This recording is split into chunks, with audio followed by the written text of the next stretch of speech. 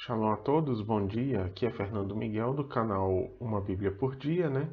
Hoje vamos falar sobre as Bíblias por religião e vamos falar das Bíblias protestantes, né? Com ênfase e foco nelas. Quando a gente começa a estudar um pouco a história da Bíblia, a gente passa também pela história da Reforma Protestante, que começou por volta do século XV, né, os anos 1400 ali, com John Hus e tal, né?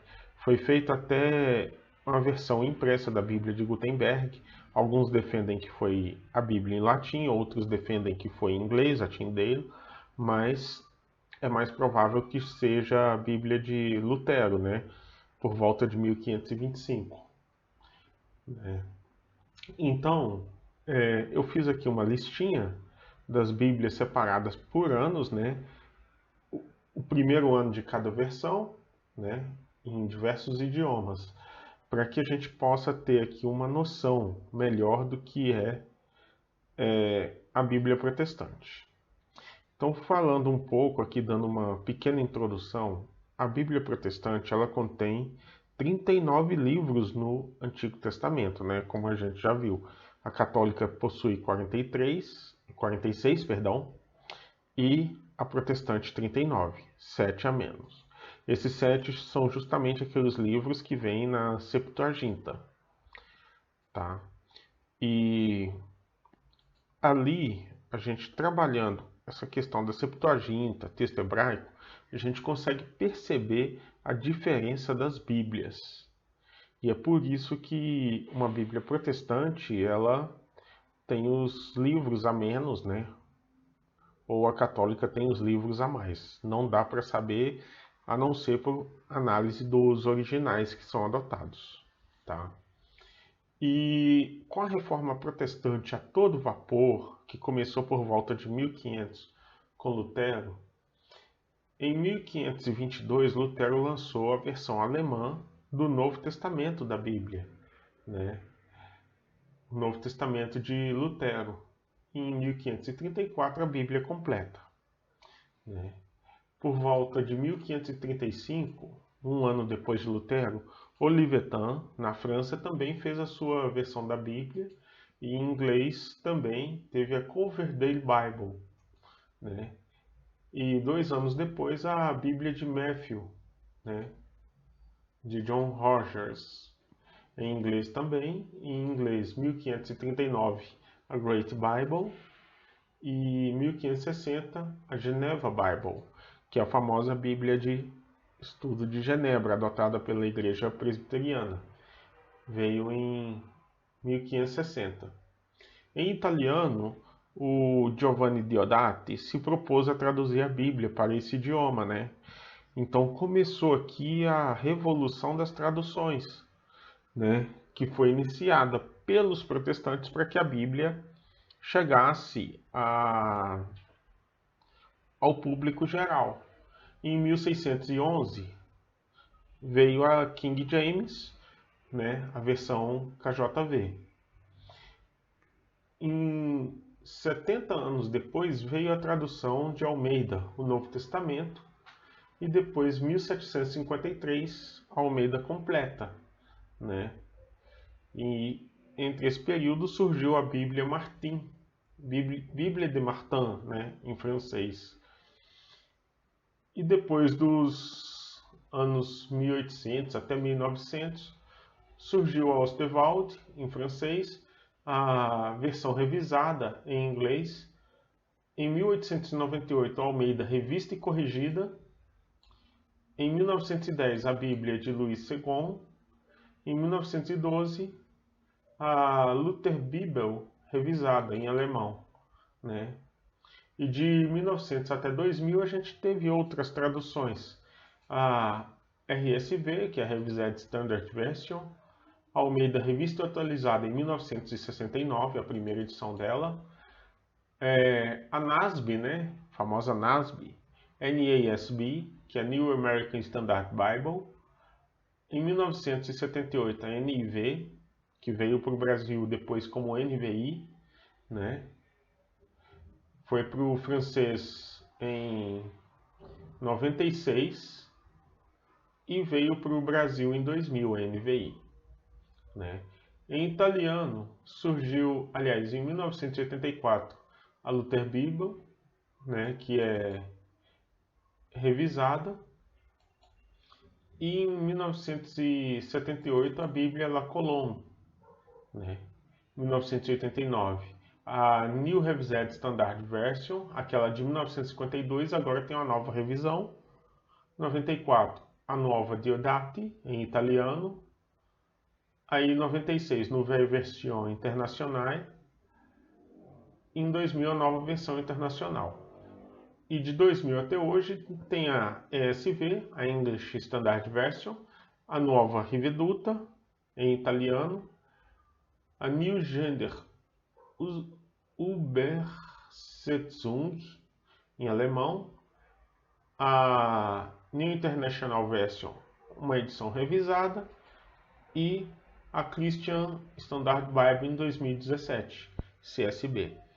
Então essas são assim algumas, né? Se a gente for pesquisar em outros idiomas, vamos ter uma lista com mais de 4.000 Bíblias, considerando uma por idioma.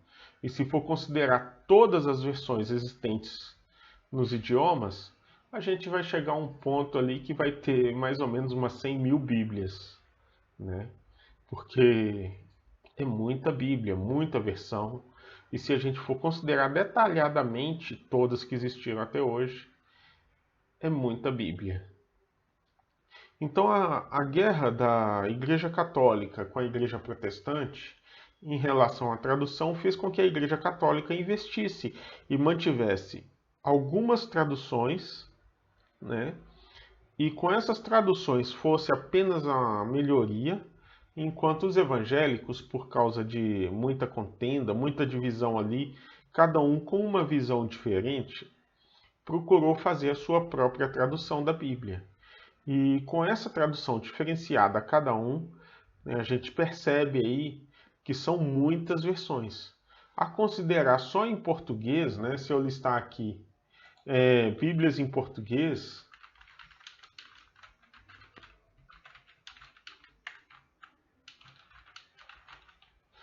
né, a gente vai ter uma lista muito grande, né? Então, ó, começando de João Ferreira de Almeida, né? E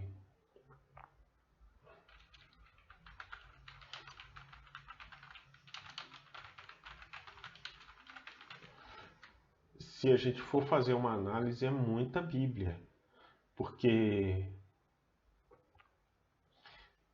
né, a gente não tem como competir com quem já tem experiência de muitos e muitos anos, né, em tradução. Mas se a gente for olhar, tem Mato Soares, tem Capuchinhos, CNBB, Almeida Atualizada, Almeida Corrigida, Ave Maria, né, NVI, NAA, NVT, BKJA, né? Então,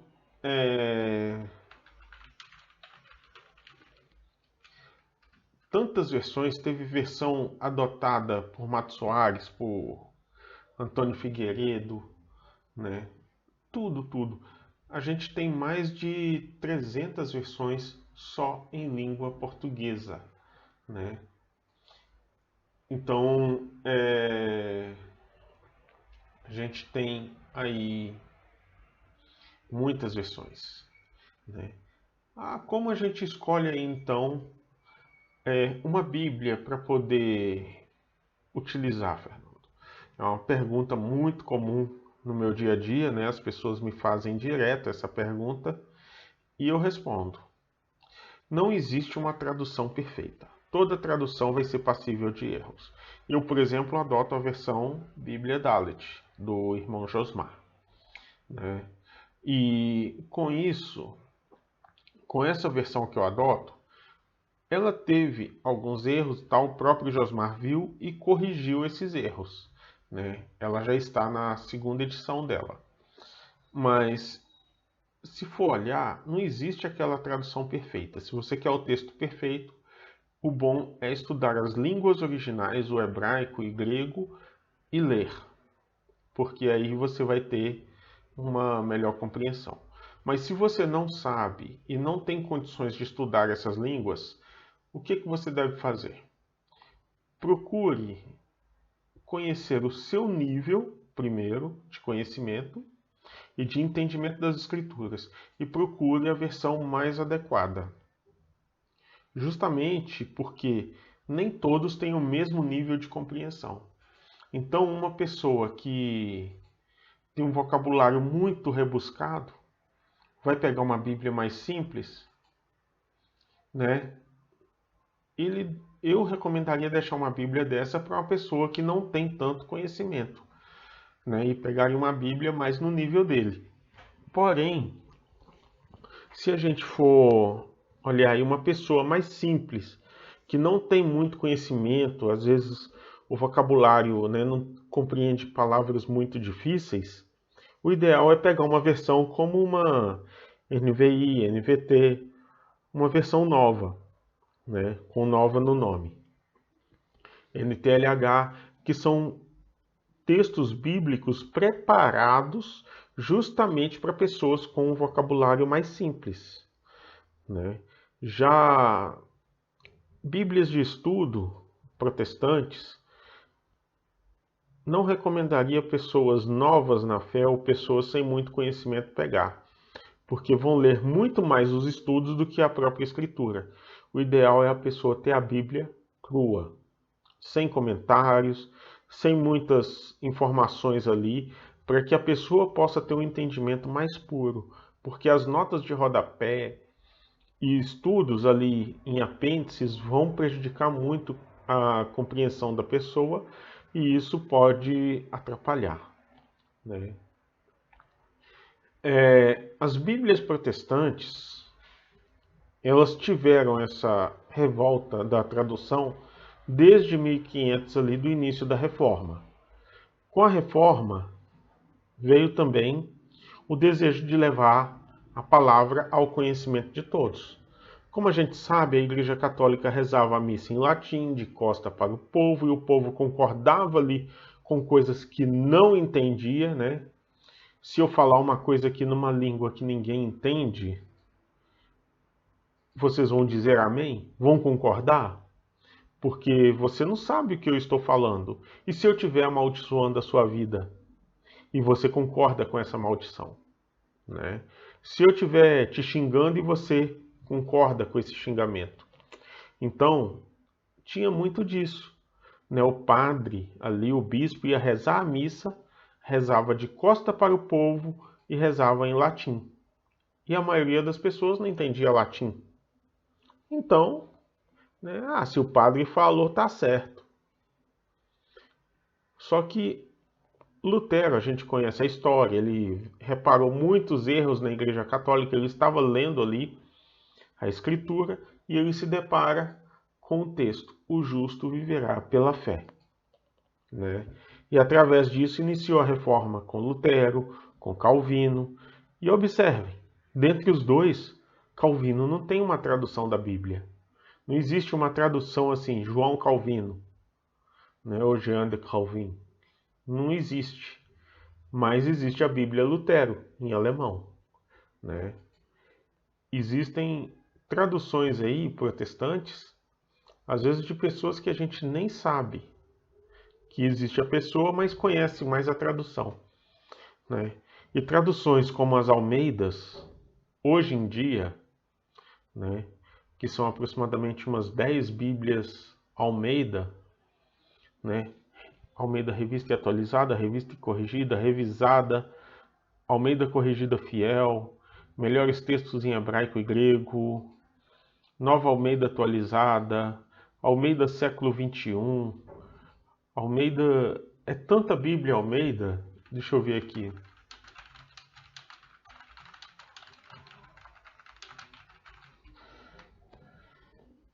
Quer ver?